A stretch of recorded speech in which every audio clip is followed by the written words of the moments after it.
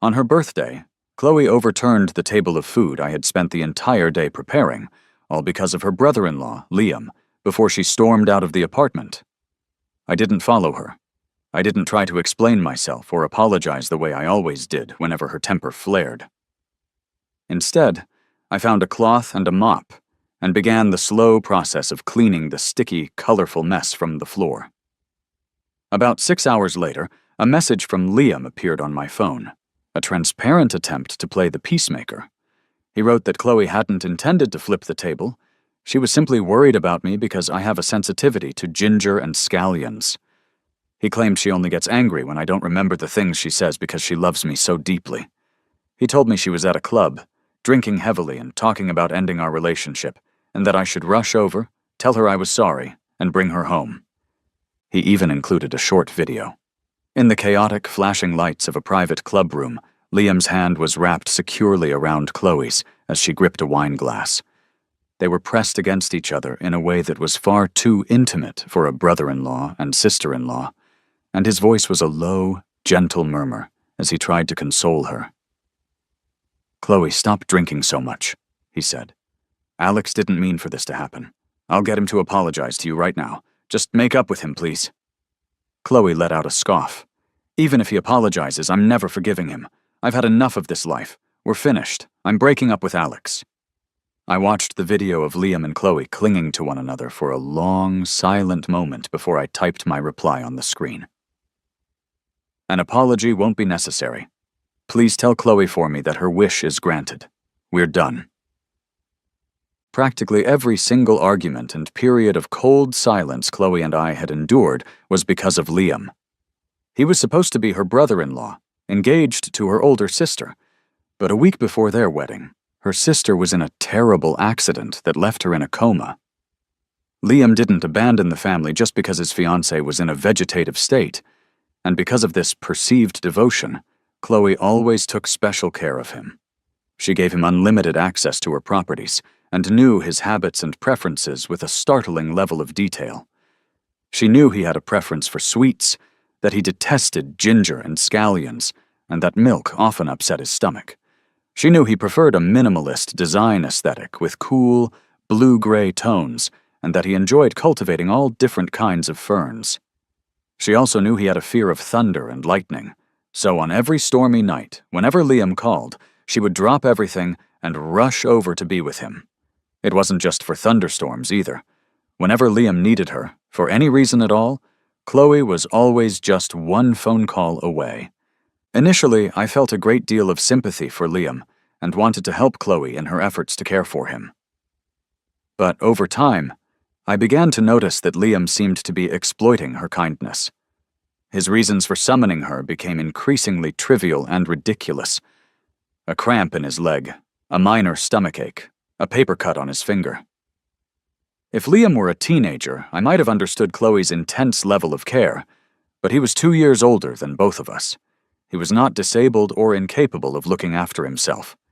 And even if he were, that would be no excuse to monopolize someone else's girlfriend with absolutely no sense of boundaries.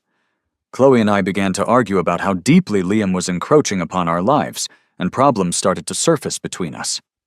Our first major fight happened on Valentine's Day. Chloe had brought Liam along to what I had planned as a romantic dinner for two. The gift she presented to me was identical to the one she gave him. Liam, she explained, was fond of blue-gray tones, whereas I was largely indifferent to those cool colors. I couldn't understand why Chloe would give me a gift that I had no particular feeling for. Liam just offered a gentle smile. "Chloe and I picked them out at the mall together," he said. "She knows how much I love this design, so she even chose wrapping paper in blue-gray to match." I stared at the blue-gray tie clip and the matching wallet laid out in front of me, a tight knot forming in my stomach. It was Valentine's Day. What was the meaning behind Chloe giving Liam a gift? Even if it was supposedly on behalf of her comatose sister, what did that say about me? Chloe knew all of Liam's preferences, but seemed to know nothing about mine, her actual boyfriend. Was she just thoughtlessly giving me something Liam would like?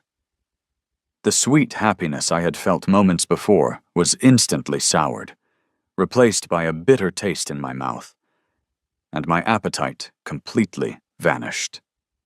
In the middle of our dinner, Liam suddenly complained of feeling unwell.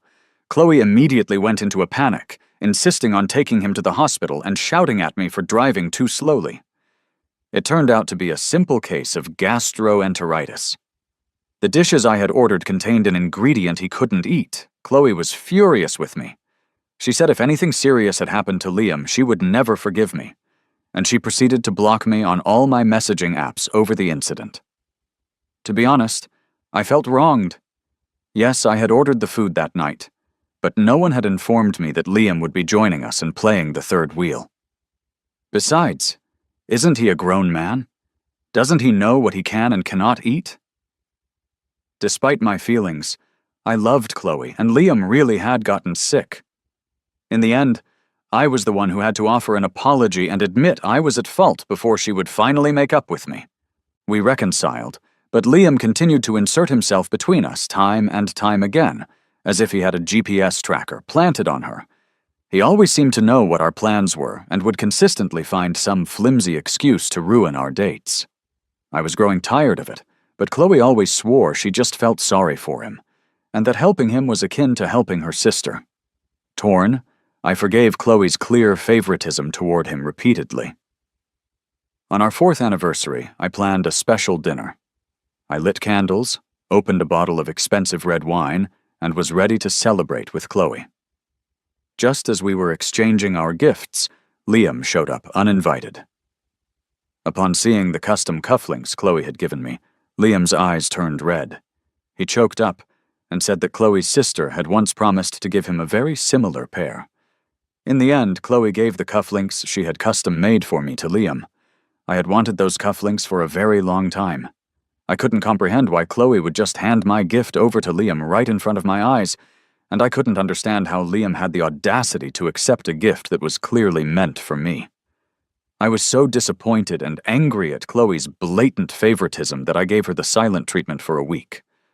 Chloe thought I was being petty, arguing that they were just a pair of cufflinks and she could easily buy me another pair.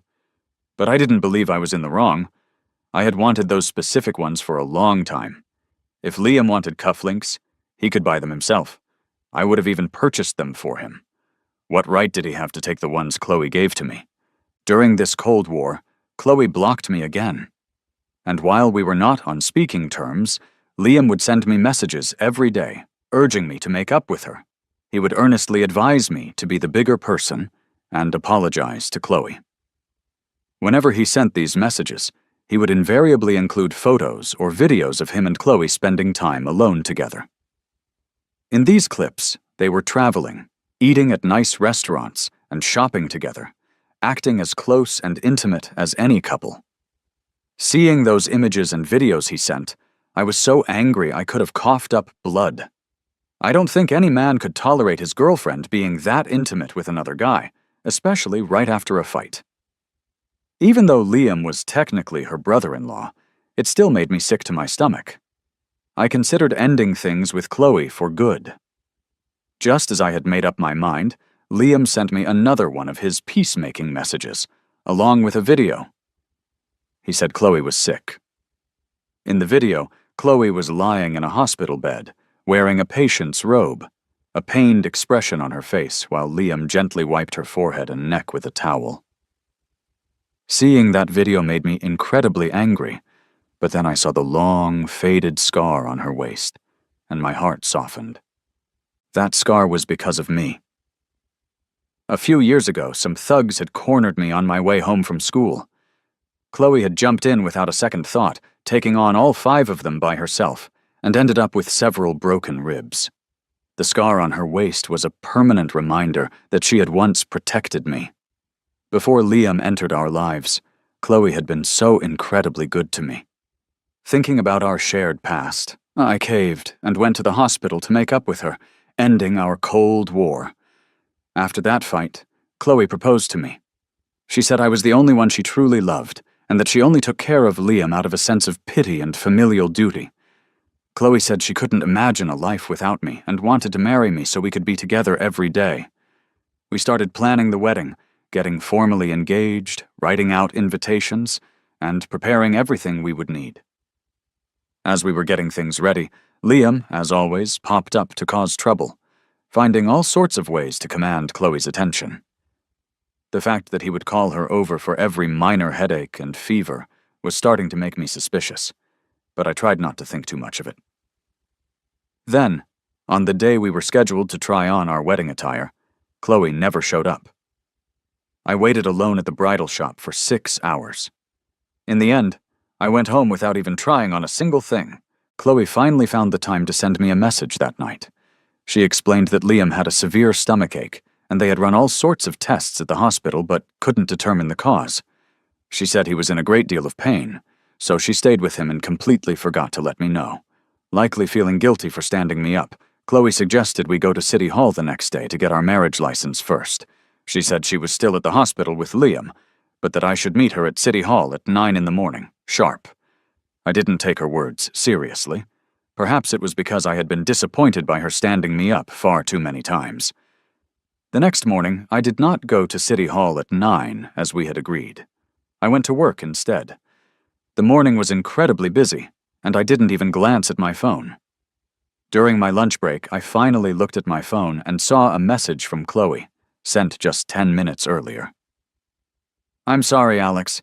Something came up with Liam. I can't make it to City Hall to get the license." I read her message and a corner of my mouth twitched into a humorless smile. It was a good thing I wasn't foolish enough to go and wait at City Hall. I could only imagine how agonizing it would have been to wait 4 hours for her to never show up. I thought about how frequently Liam seemed to have emergencies while Chloe and I were trying to plan our wedding. It was always chest pain, a sprained ankle, or even his dog running away. He could always invent a reason to call her away, and Chloe's willingness to drop everything for him felt like a persistent thorn in my side. I began to seriously wonder if I had made a terrible mistake by agreeing to marry her. If Liam was going to be summoning her away at any time, for any reason, after we were married, what was the point of getting married at all? I didn't reply to Chloe's message. After lunch, I went back to work. For the next 3 days, Chloe made no attempt to contact me, and I made no attempt to contact her. It was as if we had suddenly severed all communication. Well, not entirely. I could still see what she was up to because she appeared all over Liam's social media feed. His mysterious stomachache was gone, but now his mother was sick, and Chloe was busy taking her to the doctor. In Liam's posts, Chloe was depicted running around non-stop. She apparently covered all of his mother's medical expenses and even took him shopping and on trips after his mother recovered. I remembered how she always had an excuse to be busy whenever my own parents came to visit, leaving me to handle everything by myself. A heavy, sinking feeling settled in my chest. I had definitely rushed into this engagement.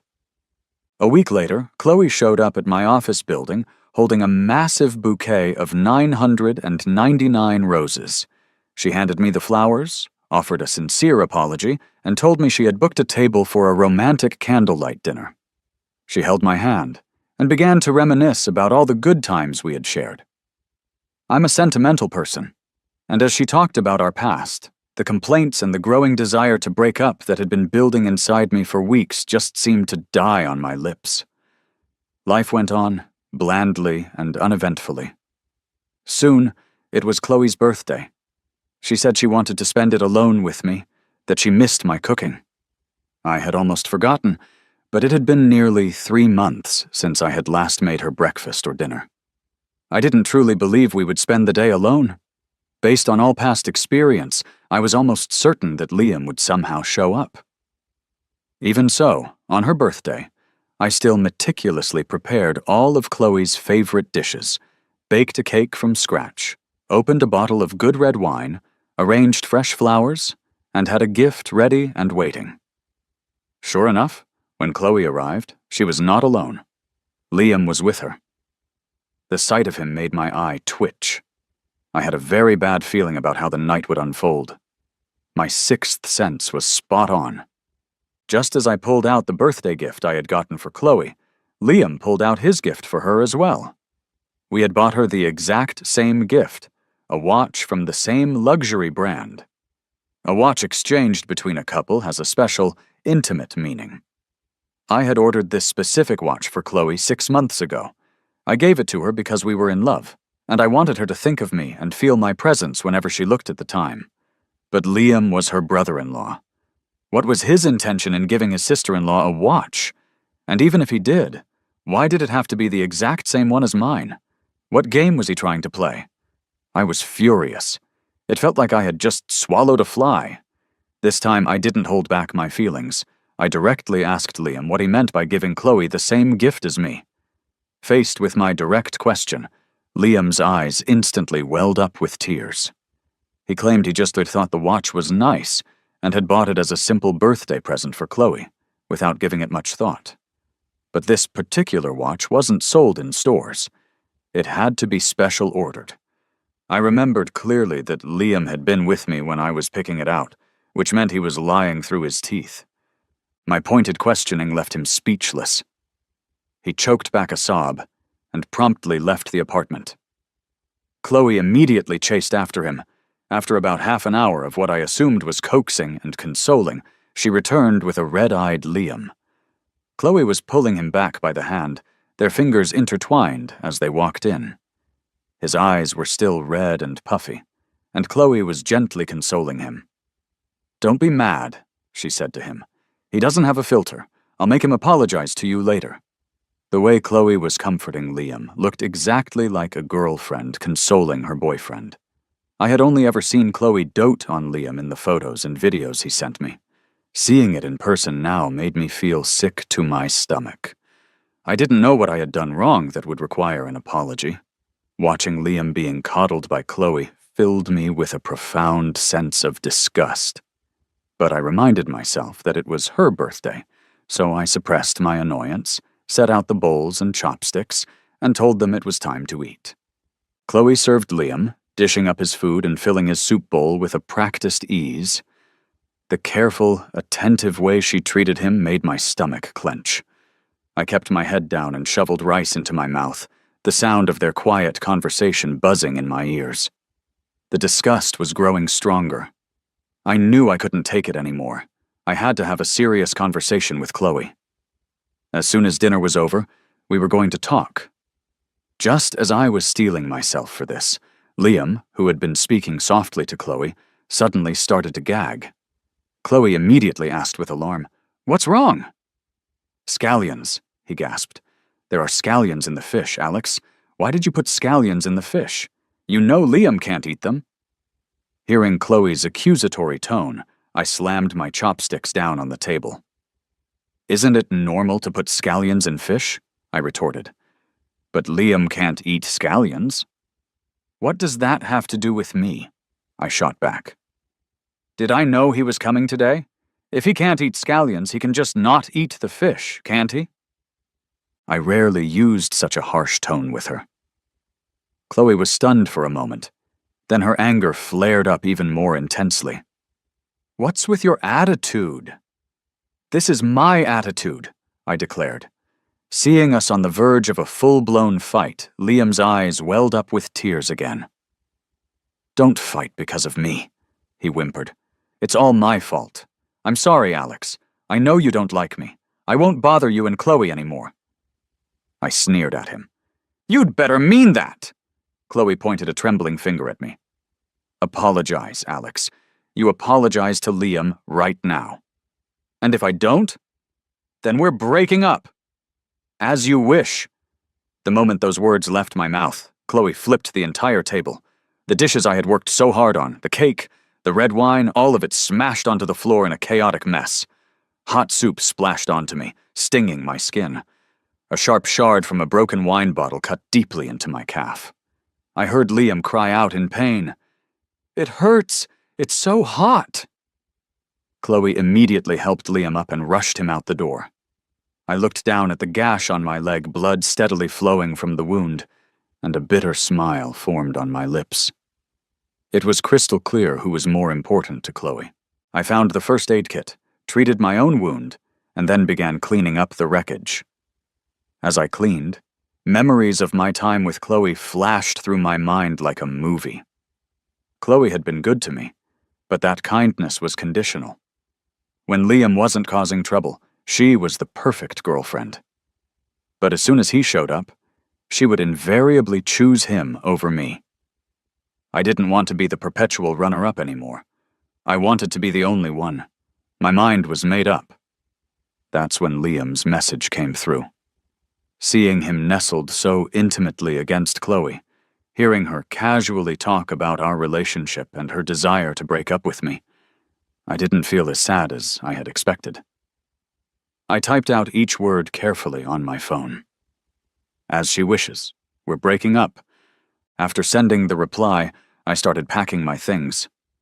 The apartment I was living in had been bought by Chloe, but I had designed the entire interior. Every single piece of furniture, from the large items like the sofa, bed, and cabinets, down to the small decorations and even the tissue boxes, had been carefully chosen by me. Now that we were breaking up, there was no reason to leave them behind. I wasn't like Chloe, a rich girl born with a silver spoon in her mouth. I was just a regular guy. I had bought all that furniture to match her specific tastes. It was expensive and had cost me a lot of money. I couldn't just walk away and leave it all for her. To cut my losses, I listed all the carefully selected furniture for sale online. The price was less than half of what I had originally paid, which stung, but it was the best way to minimize the financial damage. In our 5 years together, Chloe had given me a lot of expensive things. Since we were breaking up, I obviously couldn't take them with me. But I could take back what I had given her. I sorted all the gifts she had ever given me into categories and packed them neatly into boxes.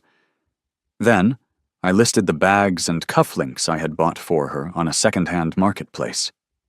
The watch I was going to give her tonight was now a lost cause, and since I couldn't return it, I listed that online as well. I also called the wedding planning company to officially cancel the wedding. Chloe and I had bought each other wedding rings. Since we were breaking up, there was no longer a need for them, so I called the jeweler to return the ring I had purchased for her. Dealing with all these miscellaneous tasks took me several days. Chloe never came back to the apartment, not even once. She didn't send me a single message. I didn't even have to check. I knew she had blocked me, just like all the other times before. Since she had chosen to block me, there was no need to tell her we were breaking up in person. Liam would surely pass the message along for me. While there was no news from Chloe, Liam sent me messages every day, telling me to apologize. It was the same old routine, always accompanied by various videos of him and Chloe being intimate. Chloe had bought him an expensive watch to make up for my supposed rudeness, and had even taken him on a trip to France. They strolled through lavender fields and watched the sunset from the Eiffel Tower. Watching the videos Liam sent, I didn't feel much pain. Instead, it confirmed a suspicion I had harbored for a while. Liam had romantic feelings for Chloe. And as for Chloe's feelings for him, based on the videos and photos, it seemed to be mutual. So my stepping aside was exactly what they both wanted. My heart felt heavy, but once I thought it through, I felt a profound sense of relief. At least I could get out now, before it was too late. On Wednesday, it was our mutual friend Mark's birthday. I bought a gift and went to the party. When I reached the door of the private room, I could hear voices from inside. Someone was asking Chloe, "Chloe, what's going on with you and Alex? I haven't seen you two together in a while." Chloe replied nonchalantly, "We broke up." "What? Weren't you guys getting married?" someone else asked. "People can get divorced after they're married. Isn't it normal to break up before you even get there?" Even though I had already decided to make a clean break, hearing her say it so casually still stung a little. Mark asked her, "Are you sure you want to break up with Alex? You guys have been together for so many years. Unless it was something major, I don't think you need to go this far." Then I heard Liam's gentle voice. "It's not serious enough to break up. They're just having a little disagreement. When Alex gets here, I'll have a good talk with him. He loves you so much, Chloe. As long as he's willing to apologize, you should forgive him this time." Chloe's friends all chimed in to persuade her. "Alex is so good-natured and he loves you so much. He'll definitely apologize. We'll help talk to him later. Chloe seemed pleased by this. Well, it depends on his attitude, she said smugly. If he's willing to admit he's wrong and apologize, I suppose I can forgive him. But if he's stubborn, then he can't blame me. After all, the wedding is just a few days away. The implication was clear. I was desperate to marry her, but she was in no particular hurry. A sarcastic smile spread across my face as I pushed open the door. The moment I appeared, the room fell silent. Mark stood up with a smile to greet me. I gave him his gift and was about to find a seat away from them, and then leave early. But Mark, trying to play peacemaker, grabbed me and tried to make me sit in the empty chair next to Chloe. Seeing this, Liam, who was sitting right beside Chloe, didn't even bother to move. And Chloe just sat there with her arms crossed, looking smug, as if she was certain I wouldn't refuse to sit by her side and beg for her forgiveness.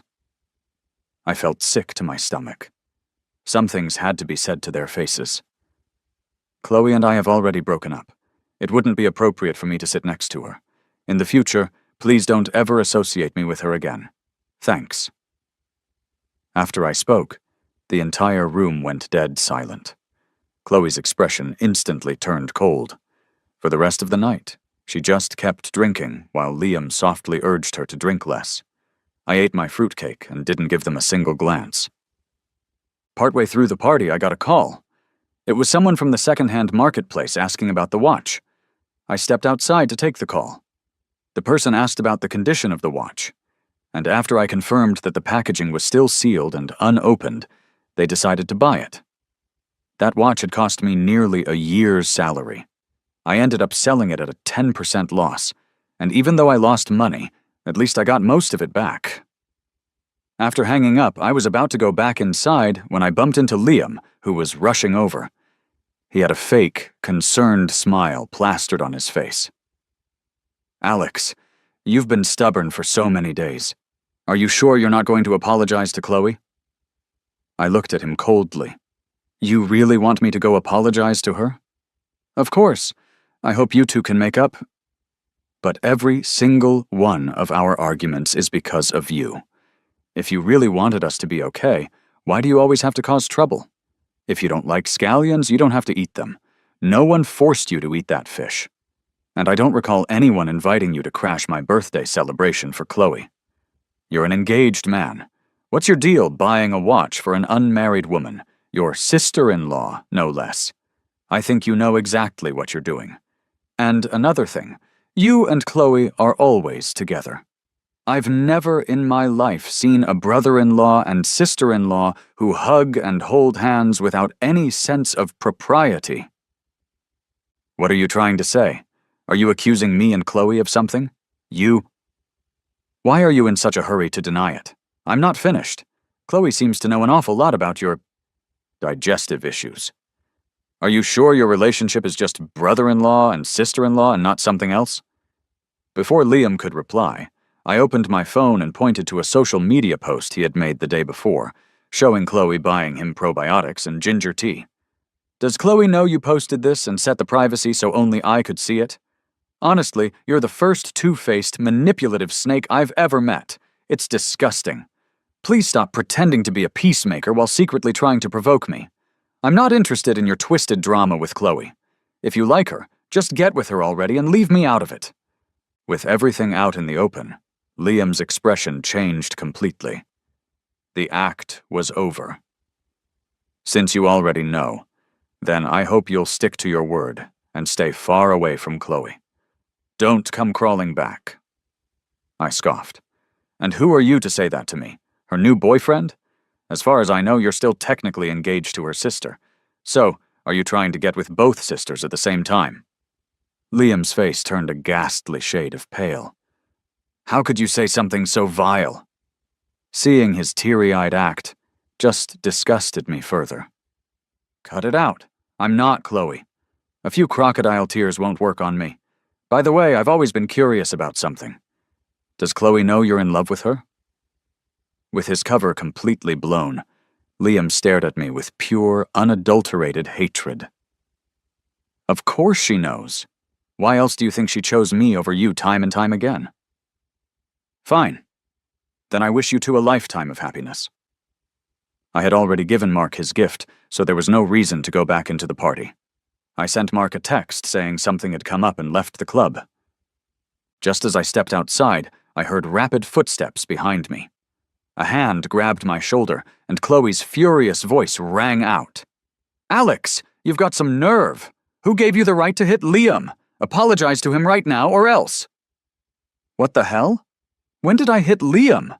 I shook off her hand. I don't know what you're talking about. Still denying it?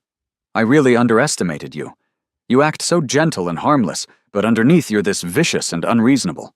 You were just jealous that I'm nice to Liam and take care of him, so you got angry and started insulting him, and then you hit him, didn't you? I found the entire situation hilarious. You're overthinking things. I'm not as pathetic as you think. We've already broken up. I would never do something like that over you. Just so you know. Are you daring to say you didn't curse at Liam? I have an audio recording of you insulting him. Alex, my patience is limited. Apologize to him right now, and I might forgive you. I'm telling you, what you've done has crossed my line. I will never marry you. A malicious and irrational person like you doesn't deserve to be my husband. If you dare not to apologize, our wedding is off. Got it, I replied calmly. The whole story about me insulting and hitting him was obviously a lie concocted by Liam. Since I had no intention of having anything to do with Chloe ever again, I told her, word for word. I'm not going to apologize for anything. As for the wedding you mentioned, you must have a short memory. We've already broken up, so we couldn't possibly get married, right? I watched as Chloe's face turned from red to white, then to a sickly green. She glared at me as if I were the worst person on earth. Alex, since you're choosing the hard way, don't blame me. I'm telling you, assault is illegal. I'm calling the police right now. I just found it laughable. Chloe was actually willing to send me to jail to protect Liam. She really must love him. Since she was so eager to stand up for him, I'd let her. I said slowly, then call the police and let them handle it. Just as I finished speaking, Liam suddenly darted out. He looked completely different from the smug person he had been just moments ago. There was a clear red handprint on his face. He grabbed Chloe's hand. "Chloe, Alex didn't mean it. Just let it go." I looked at this pathetic act and found it ridiculous. "Mr. Evans, are you sure I actually hit you?" Liam didn't answer. He just started crying. His act was nauseating. Trying to frame me, thinking I was a pushover, I said clearly, "Miss Vance, Mr. Evans, just a reminder, the club has security cameras. We can just check the footage to see if I hit him or not." The moment I said that, Liam's face changed. He grabbed Chloe's hand and cried, "Chloe, please don't do this to Alex. How am I supposed to face anyone after this? It's okay if I'm a little wronged. Let's just drop it. I'm begging you, okay?" Hearing this, Chloe looked at me furiously. "Alex, what more do you want? Why are you being so difficult? Is it that hard to apologize when you've done something wrong?" "Of course it's not hard, but why should I apologize for something I didn't do? I didn't want to waste any more breath on them." "Miss Vance, I've said it before. You and Mr. Evans can call the police." Neither of them seemed inclined to do so, and I was done playing along. Just then, a patrol car drove by. I waved my hand. "The police are here. Let's go file a report." Before I could even move, Liam collapsed dramatically into Chloe's arms. Chloe frantically called his name a few times, then shoved me hard. "Alex, I'm telling you, if anything happens to Liam, I will never let you go."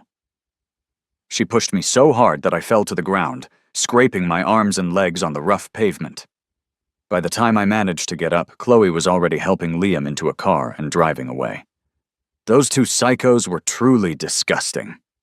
I limped to a nearby pharmacy to treat my scrapes, then took a cab to my new place. I washed up, got into bed, and fell asleep quickly. I was woken up in the middle of the night by my phone ringing.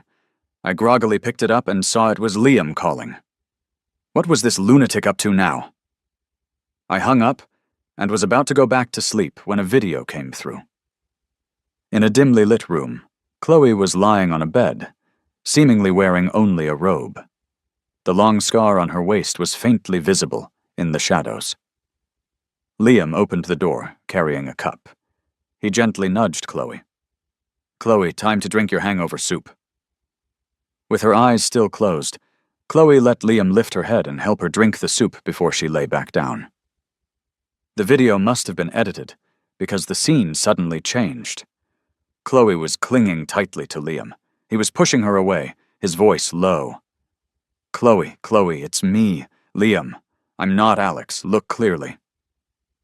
The video ended with the sound of fabric tearing, followed by a muffled, "ah." It was a soft, seductive sound, one that I knew meant something was happening between them. So Chloe and Liam were sleeping together, and he had sent this video to me specifically to provoke me. A wave of nausea hit me, and I couldn't help but retch into the darkness.